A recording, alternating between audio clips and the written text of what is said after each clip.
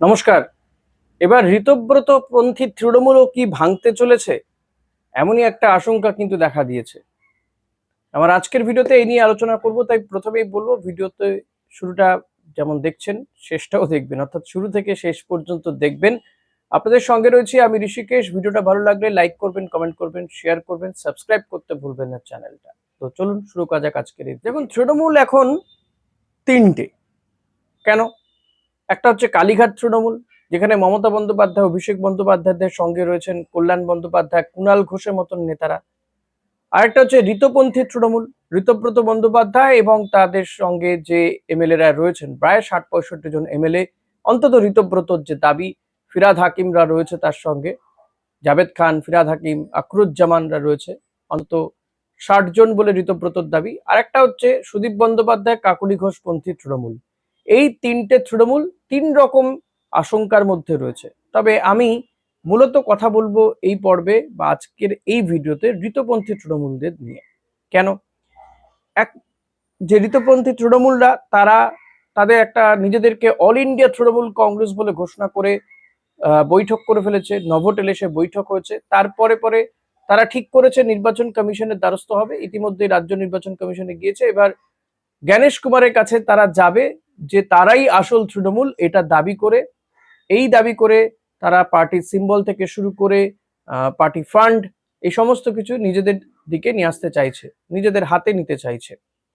যদিও মমতা বন্দ্যোপাধ্যায় এই নভোটেলে বৈঠকটা পরে পরে এই বিষয়টিকে আঁচ করে তিনি সঙ্গে সঙ্গে তাদের যে অল ইন্ডিয়া তৃণমূল কংগ্রেসের যে কমিটি, সেই কমিটি তারা মমতা বন্দ্যোপাধ্যায় পাঠিয়ে দিয়েছেন, যেখানে চেয়ারপারসন তিনি নিজে এবং সর্বভারতীয় সাধারণ সম্পাদক অভিষেক বন্দ্যোপাধ্যায়, রাজ্য সভাপতি চন্দ্রিমা ভট্টাচার্য, এরকমই তাদের যে কমিটি তারা গঠন করেছেন, সেই কমিটির তালিকা তারা পাঠিয়ে দিয়েছে নির্বাচন কমিশনকে অনলাইনে।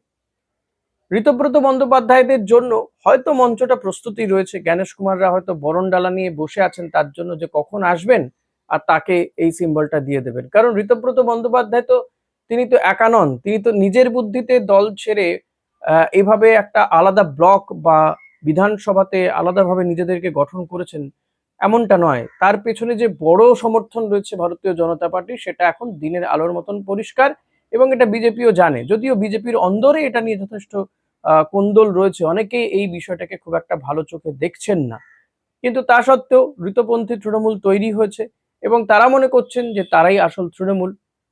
তারা নির্বাচন কমিশনের কাছে যাবে, অর্থাৎ পেছন থেকে তাদেরকে কেউ একটা পুশ করছে। নভোটেলে তারা বৈঠক করছে, ভাবুন 5 স্টার হোটেলে তারা বৈঠক করছেন, এবং সেই বৈঠকও বেশিক্ষণের নয়, আধা ঘন্টা সর্বসাকুল্যে।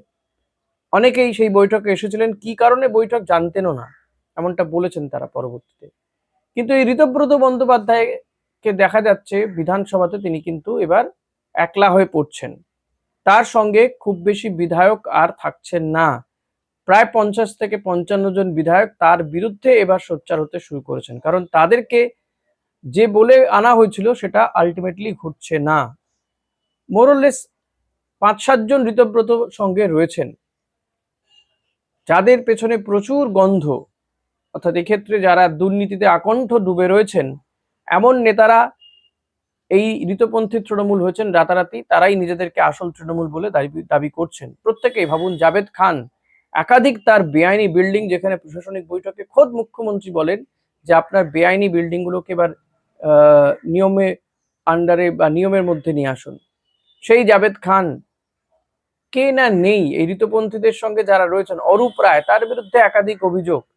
সেই অরূপ রায়, ফিরহাদ হাকিম, এই তারাতলা কাণ্ডে ফিরহাদ হাকিম কিন্তু স্ক্যানারে, তিনিও রয়েছেন তাদের সঙ্গে। হঠাৎই একেবারে তিনি ঋতপন্থী হয়ে গিয়েছেন। মমতা বন্দ্যোপাধ্যায়ের ঘনিষ্ঠ ছায়াসঙ্গী সেই ফিরহাদ হাকিম, যে কি কারণে হঠাৎ ঋতপন্থী হয়েছেন সেটা বুঝতে আর কারো সময় লাগে না। অরূপ বিশ্বাস, যদিও তিনি যেতেননি, কিন্তু সেই অরূপ বিশ্বাস এই ঋতপন্থীদের তালিকায়। সেই অরূপ বিশ্বাসের বিরুদ্ধে কি কি মামলা আছে প্রত্যেকেই জানেন। আশা করা যায় তাকে হয়তো আগামী দিনে ডাকা হবে না, এবং অরূপ বিশ্বাস রক্ষা কবচও পেয়ে গিয়েছেন। শতদ্রু দত্তের কোনো দাবি নাকি শোনা হয়নি, পাত্তাই পাননি তিনি। বুঝতেই পাচ্ছেন খেলাটা কোথা দিকে ঘুরছে।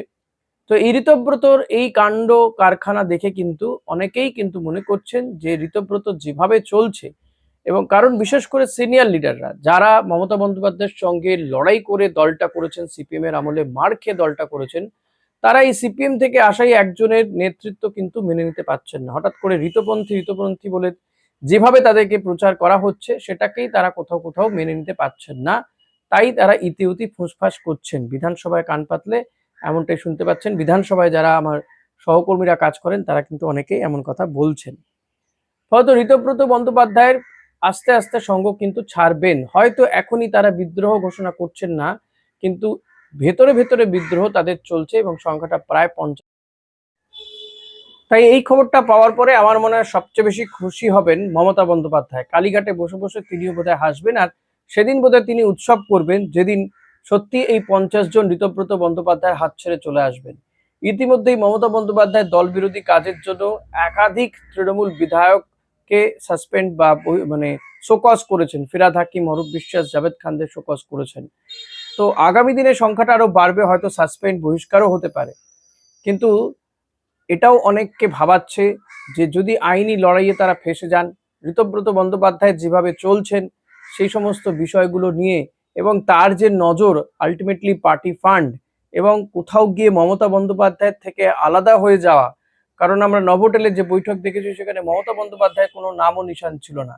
অভিষেক বন্দ্যোপাধ্যায়ের কথা বলতে গিয়ে ঋতব্রত বন্দ্যোপাধ্যায় তাচ্ছিল্যের সুরে বলছেন, কে অভিষেক, যাকে চোর পিটুনি পিটানো হয়েছে, এরকম ভাবে কথা বলছেন, যিনি কয়েক মাস আগেই বস বা পার্টিম্যান বলে নিজেকে পরিচিতি দিতেন, অভিষেককে বস বা তেমনই সেনাপতি মানতেন।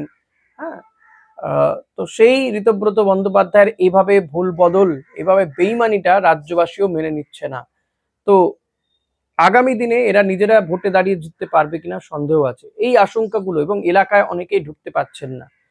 কালকেই দেখছিলাম সাংসদ যিনি রয়েছেন, সিতাইয়ের যিনি সাংসদ, সেই সাংসদ তিনি এলাকায় ঢুকতে পাচ্ছেন না। এলাকায় ঢুকলে তাকে বিক্ষোভের মুখে পড়তে হবে। আবু তাহের খান চৌধুরী তিনিও আতঙ্কে রয়েছেন, তিনি আলটিমেটলি এলাকায় ঢুকতে পারবেন কিনা। তো জগদীশ চন্দ্র বসুনিয়া, সিতাইয়ের সাংসদ, তিনি এলাকায় আপাতত যাচ্ছেন না। কারণ গেলেই তাকে সাধারণ মানুষ, তার এলাকার লোকজন যারা তাকে ভোট দিয়ে বিজেপি বিরোধী ভোটটা দিয়েছিল, তারা তো ছেকে ধরবেন। আলটিমেটলি তিনিও তো বিজেপির সঙ্গে গিয়েছেন। সব মিলে কিন্তু ঋতপন্থী এবং কাকলি সুদীপপন্থী তৃণমূলরা তারাও কিন্তু খুব স্বস্তিতে নেই। কারণ ইতিমধ্যেই তাদের যাতে সাংসদ পদ খারিজ হয়, অভিষেক বন্দ্যোপাধ্যায় স্পিকারকে চিঠি দিয়ে এসছেন। এটা একরকম কাজ হয়েছে।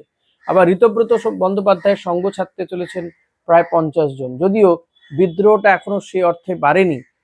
এই তারাতলার দুর্ঘটনার পরে পরে যদি ফিরহাদ হাকিমের বিরুদ্ধে ব্যবস্থা হয়, তাহলে কিন্তু বুঝে যাবেন যে তারাও ছাড় পাবেন না। অন্তত তারা তো গিয়েছেন, যারা দুর্নীতিগ্রস্ত, যাদের বিরুদ্ধে মামলা রয়েছে, তারা তো সে সমস্তকে নিষ্কৃতি পাওয়ার জন্য ঋতপন্থী হয়েছেন। ঋতপন্থী মানে আসলে শুভেন্দুপন্থী বা বিজেপির আন্ডারেই রয়েছেন। বিজেপির বি টিম বলা হচ্ছে। তৃণমূল মানে কালীঘাটপন্থী তৃণমূল বলছে এটা বিজেপির বি টিম।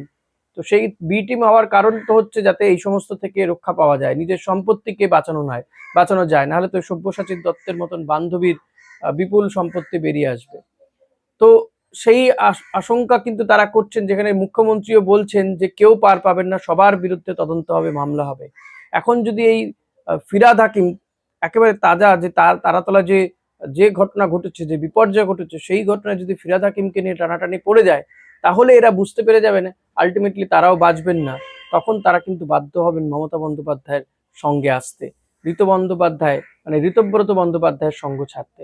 তাই আগামী দিন আমার মনে হয় খুব বেশি দূরে নেই, যেদিন ঋতব্রত বন্দ্যোপাধ্যায়কেও হয়তো হাউতাশ করতে হবে, যে তার পেছনে যারা ছিল, সঙ্গী সাথী যারা ছিল, তারা হয়তো বেরিয়ে যাবে।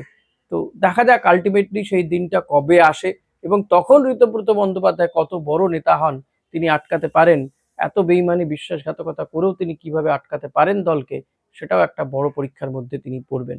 তবে তিনি অবশ্যই সবে ক্লান্ত হবেন বলে আমার মনে হয় না। তিনি অলমোস্ট জার্সিটা বদল করেই ফেলেছেন, তৃণমূল থেকে বহিষ্কৃত। তো তার আবার গেরুয়া জার্সি ধারণ করে নিতে খুব বেশি সময় হবে না। কিন্তু প্রশ্ন জাগছে, বিজেপি কি তাকে সরাসরি নেবে? কারণ বিজেপির অন্দরেও কিন্তু তাকে নিয়ে যথেষ্ট ক্ষোভ বিক্ষোভ রয়েছে।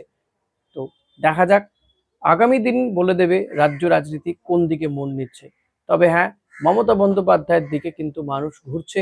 সিম্প্যাথি জায়গাটা মমতা বন্দ্যোপাধ্যায় পাচ্ছেন, এক্ষেত্রে সিম্প্যাথি গেইন করছেন মমতা বন্দ্যোপাধ্যায়। তিনি হয়তো নিশ্চুপ নীরবে রয়েছেন, ছোট ছোট কর্মী সভা করবেন বলে জানা যাচ্ছে। কিন্তু আগামী দিন আবার যে তার দিকে পালা বদল হবে না, আবার যে তার দিকে পাশা পাল্টাবে না, এটা কেউ বলতে পারে না। তো রাজনীতিতে সবটাই সম্ভব, সবটাই অসম্ভব বলা হয়। রাজনীতি হচ্ছে সম্ভাবনার শিল্প। তো দেখা যাক আর কি সম্ভাবনা দেখা যায়। এই ভিডিওটা এখানে শেষ করছি। ভিডিওটা ভালো লাগলে লাইক, কমেন্ট, শেয়ার করবেন। চ্যানেলে নতুন হলে সাবস্ক্রাইব করতে ভুলবেন না। Thank you.